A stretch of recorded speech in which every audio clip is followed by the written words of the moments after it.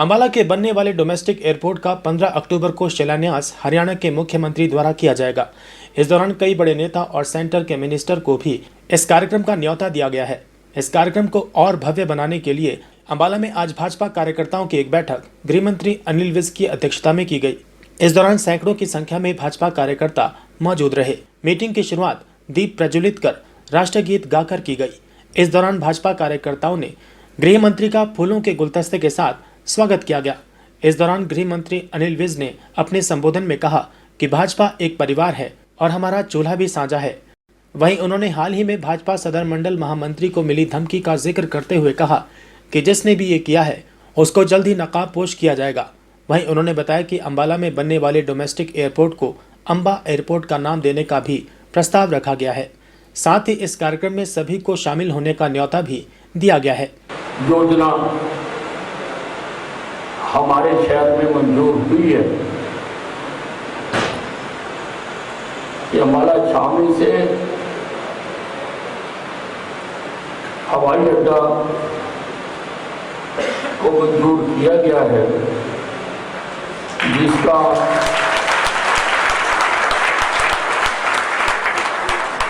15 तारीख को शाम के 3 बजे मुख्यमंत्री जी के द्वारा उसका शिलान्यास किया जाएगा, भूमि पूजन किया जाएगा। बहुत बड़ा इवेंट है और इससे हमारे शहर का कद बहुत ज्यादा बढ़ जाएगा। गृह एवं स्वास्थ्य मंत्री अनिल विज से आज उनके आवास पर अंबाला में रिंग रोड के आसपास हाइब्रिड इलेक्ट्रिक फ्लाइंग कार की फैक्ट्री स्थापित करने का प्रस्ताव विनाटा एयर मोबिलिटी के फाउंडर व सीईओ योगेश रामानाथन ने रखा, जिस पर गृह मंत्री अनिल विज ने कहा कि आज एक कंपनी के सीईओ ने मुझसे मुलाकात की और बताया कि हमने उड़ने वाली कार का प्रोजेक्ट बनाया है और अप्रूव भी हो गया है। इसके लिए हमने एक फैक्ट्री मद्रास में लगाई हुई है, तो वहीं दूसरी फैक्ट्री गुरुग्राम में लगाना चाहते हैं, जिसको लेकर विज ने सुझाव दिया कि गुरुग्राम की जगह इस फैक्ट्री को अंबाला में स्थापित करें।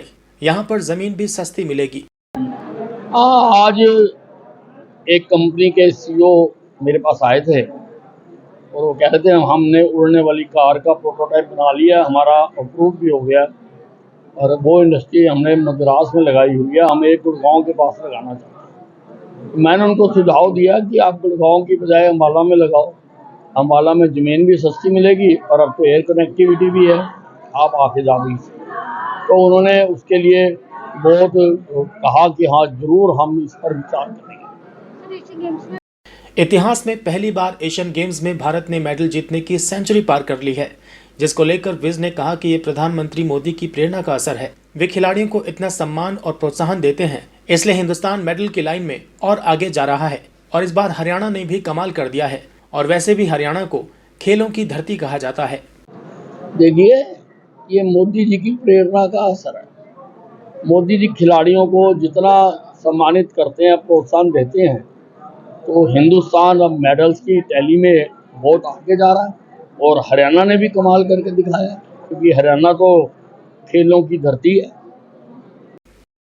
शिवसेना की नेता प्रियंका के भाजपा का सबसे बड़ा गठबंधन ईडी और सीबीआई है वाले बयान का पलटवार करते हुए गृह मंत्री अनिल विज ने कहा कि इन सभी नेताओं को रात को सोते समय भी ईडी और सीबीआई के सपने आते हैं। अगर आप लोगों ने कुछ नहीं किया तो डरने की क्या जरूरत है, कुछ ना कुछ तो किया है, इसलिए हर समय पुलिस दिखाई देती है।